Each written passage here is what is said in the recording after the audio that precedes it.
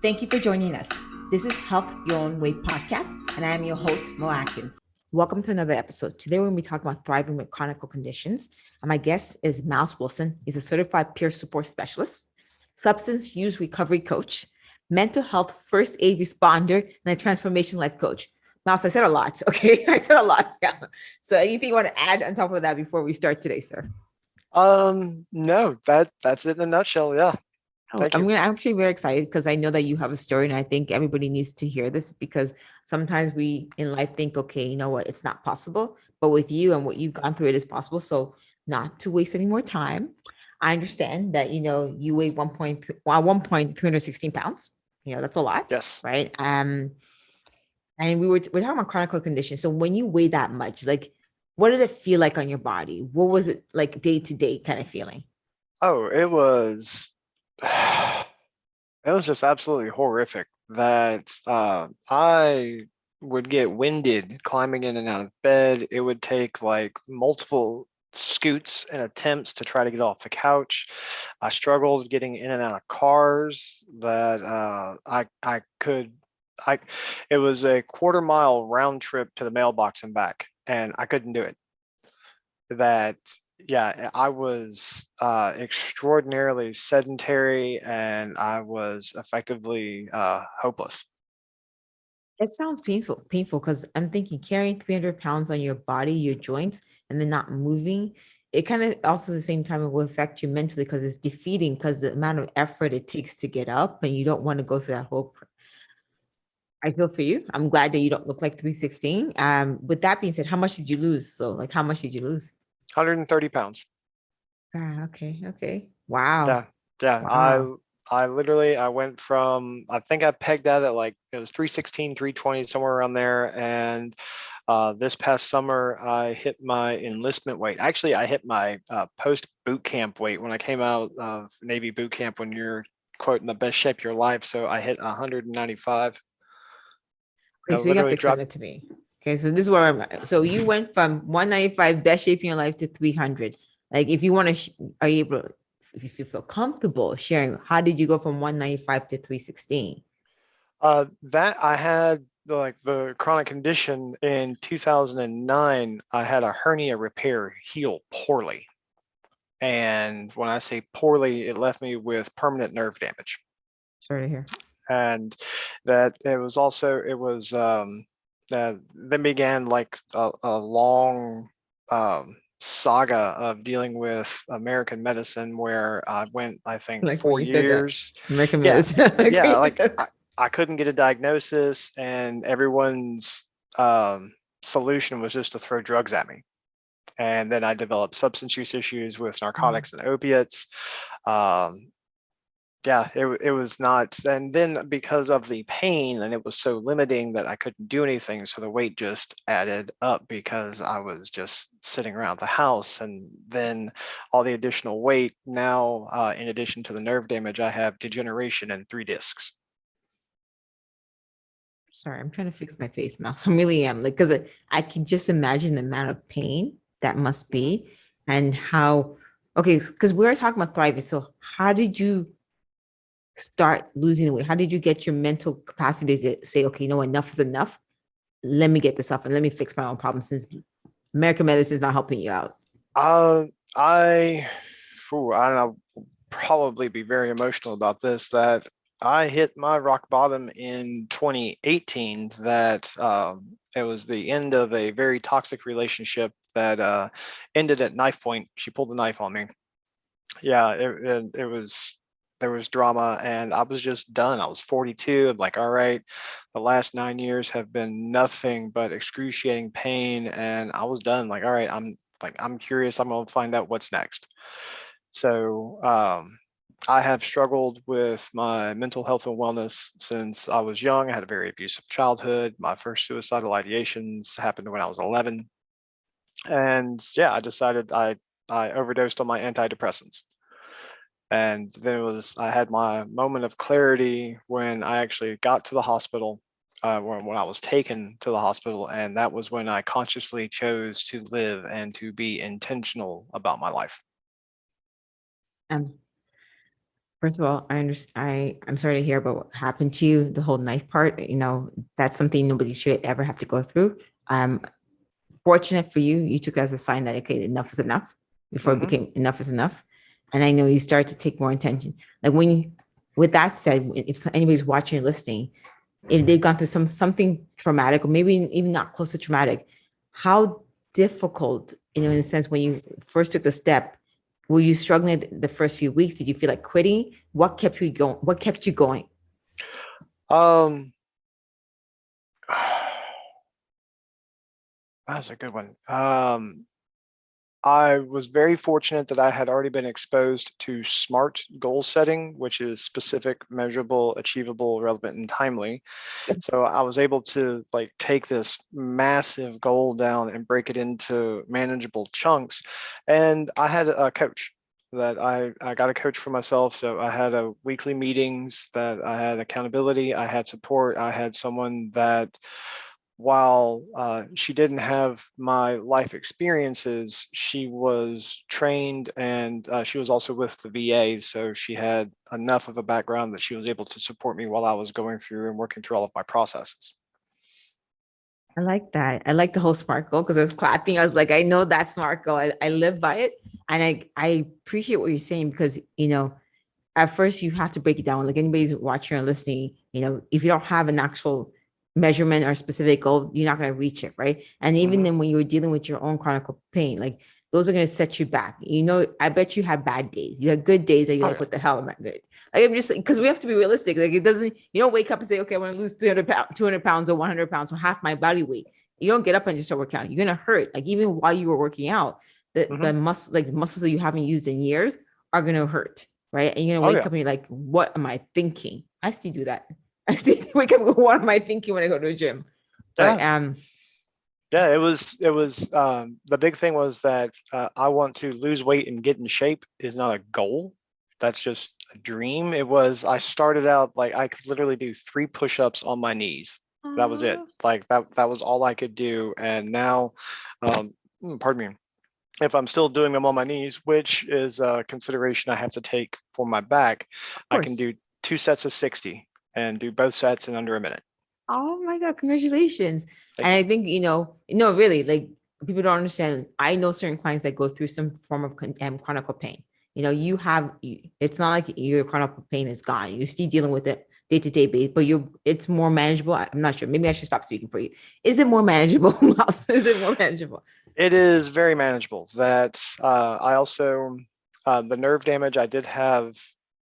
I'm not going to say fixed, but I had a permanent implant. I have a spinal cord stimulator that was installed in 2019, Okay. which, while yes, it helped with the nerve damage, I was also a serious setback to my overall goals because it was major back surgery. Like I've got a titanium battery like 2 inches square in my back. I have a battery I carry around. I get to wear the nice Really? bracelet. I skip metal detectors at the airport, and if I have to go to the courthouse, like I got a card that says I'm a cyborg. Like yeah. Okay. You must have an interesting experience when you go to, especially when you go to the airport nowadays. Everybody checks everything, and then the courthouse. I can understand.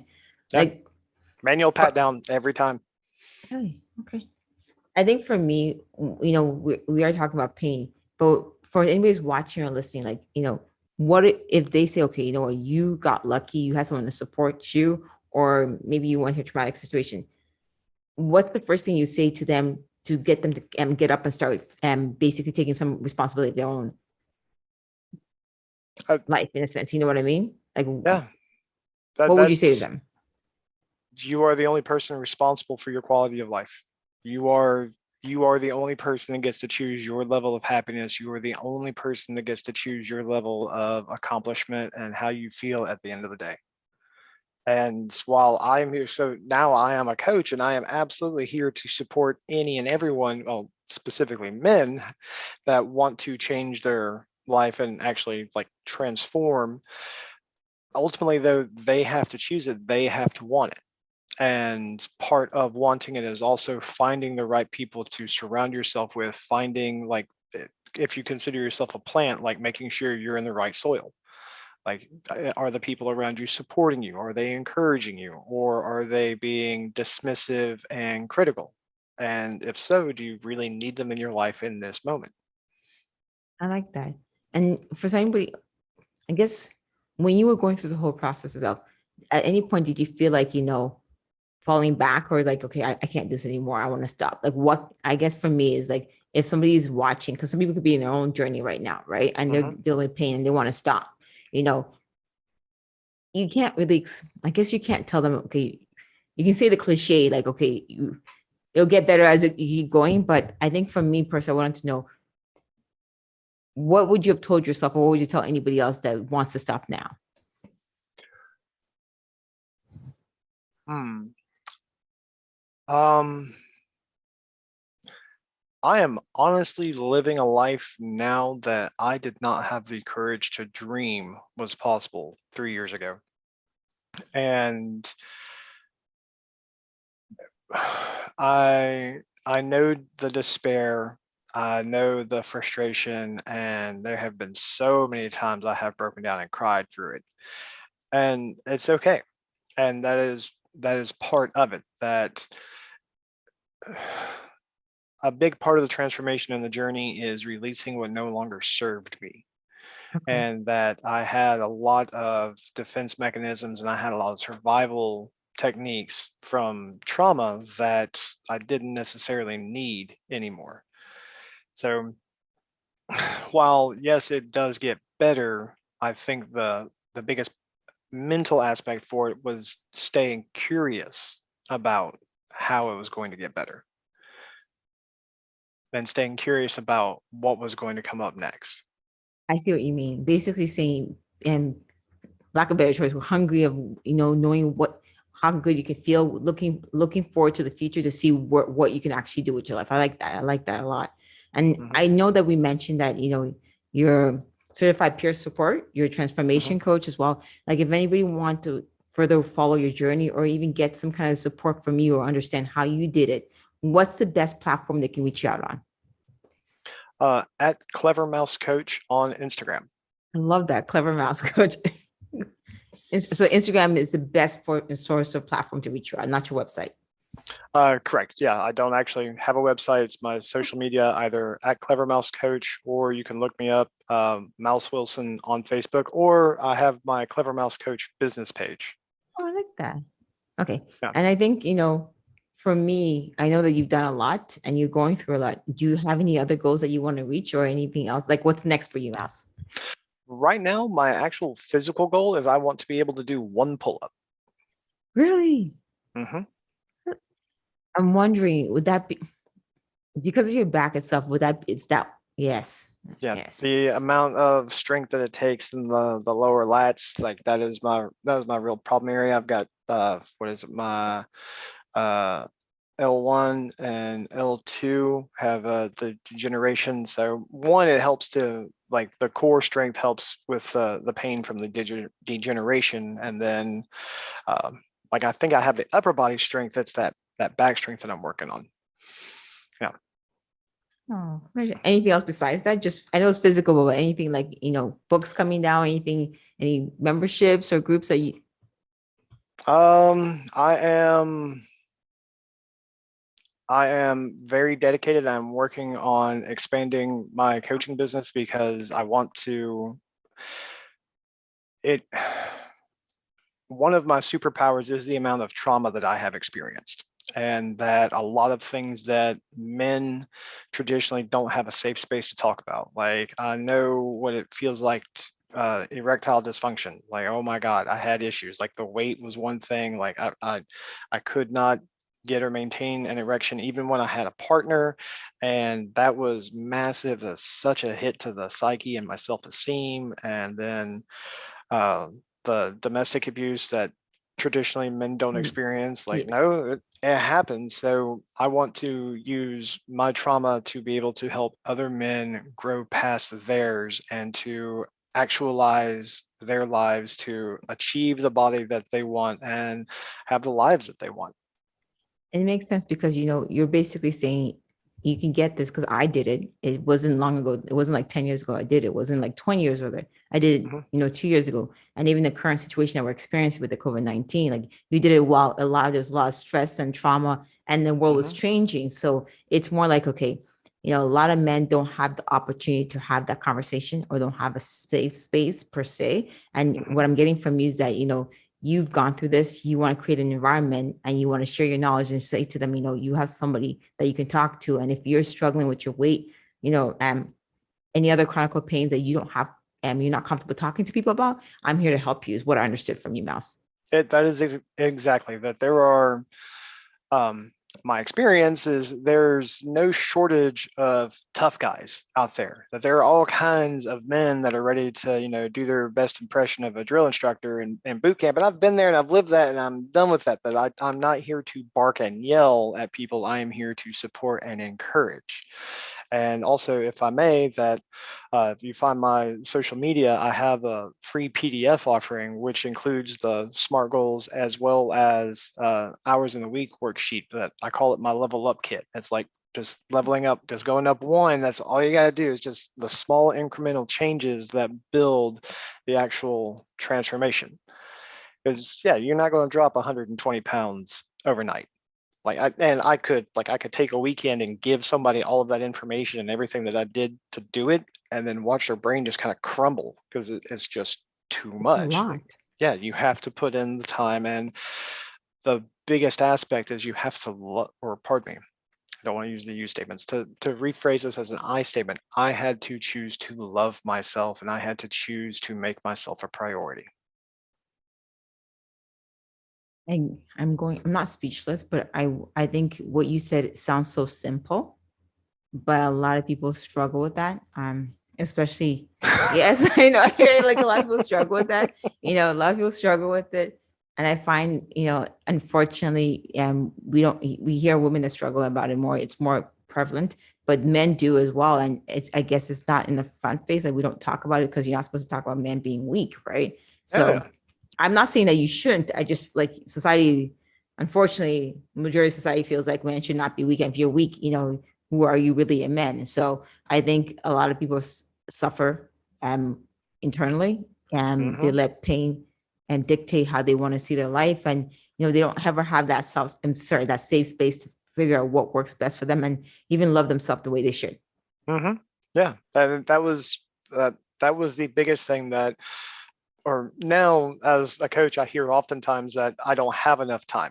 That, and then at the same time, I hear I don't have enough time, and then the very next breath is I also don't have the energy to play with my kids, or I don't have the energy to engage in my relationships. I'm not present with my wife or my partner, and I'm going, okay, well, this brings up one of my favorite analogies, the oxygen mask, that you have to put your mask on first. Like every time you're ever in an airplane, if something goes wrong, mask drop down, you put your mask on first because You're useless yeah, if something and happens to you.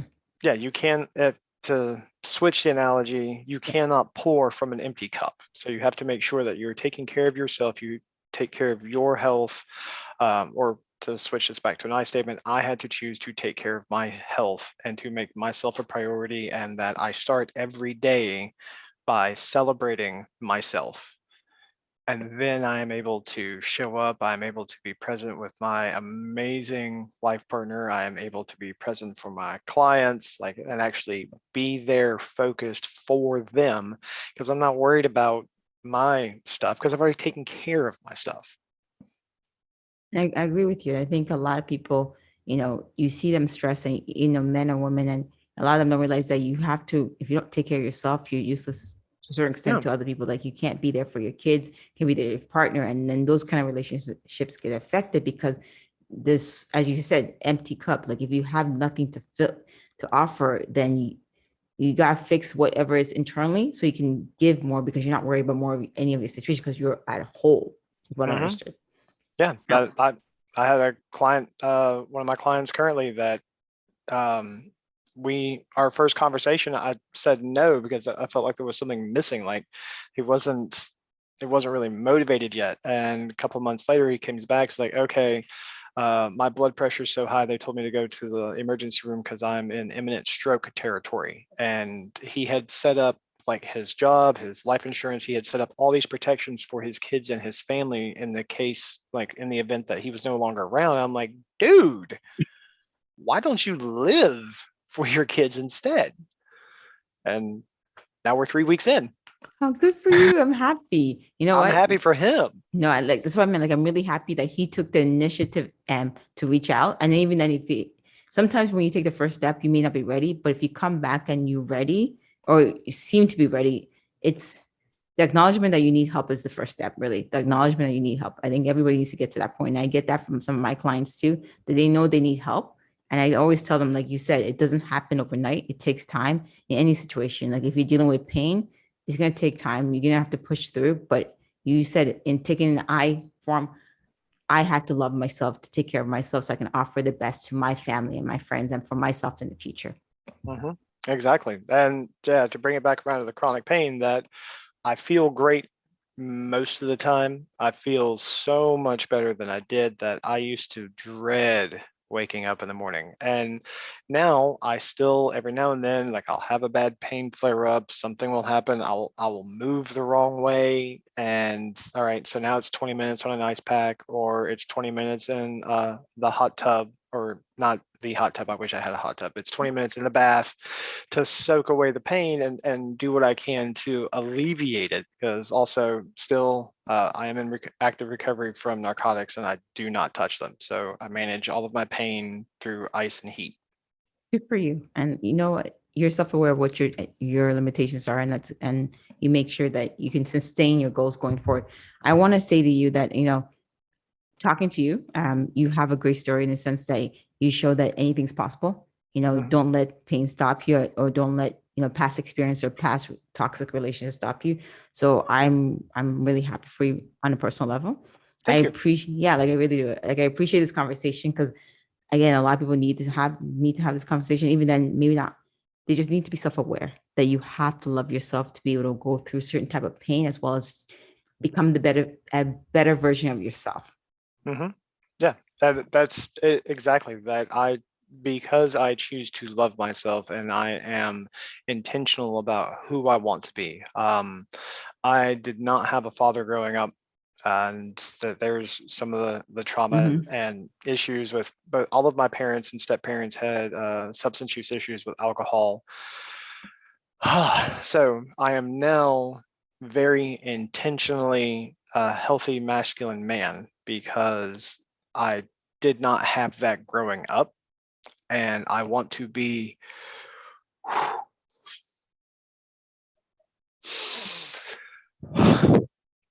and it is important to me to be a demonstration of that now. That absolutely includes being emotionally engaged. That I flat out reject that BS that men don't cry. Fair enough. I appreciate that.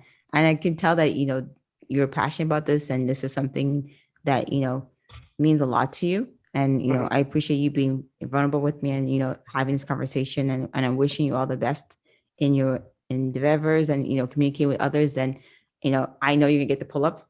Yeah, I know you're gonna get the pull up. You gotta get the pull up. You got to get the pull up. And I want to say thank you for having this conversation with me, Mouse.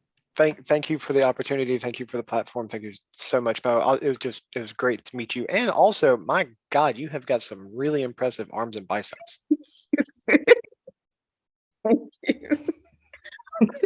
Thank you very much. We're glad to have you join us. Don't forget to subscribe, leave a comment, share with anyone that needs to be empowered and inspired. And don't forget to join us next week for the next episode of Health Your Way Podcast. Have a good day, you guys.